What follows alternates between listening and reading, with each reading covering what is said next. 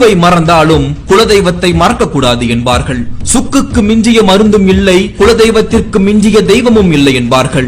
யமன் கூட ஒருவரின் குலதெய்வத்தின் அனுமதி பெற்றுத்தான் உயிரை எடுக்க முடியும் என்பார்கள். வாழ்வதற்கு காற்று எப்படி முக்கியமோ அதுபோல குலம் தழைக்க குலதெய்வம் முக்கியம் என்பார்கள். குலதெய்வத்தின் அனுமதி அல்லது அனுகிரகம் இல்லை என்றால் ஒருவன் என்னதான் சக்தி வாய்ந்த ஹோமமோ யாகமோ நடத்தினாலும், ஆலயங்கள் சென்றாலும் அவன் எதிர்பார்த்த பலன் அவனுக்கு வேண்டும்.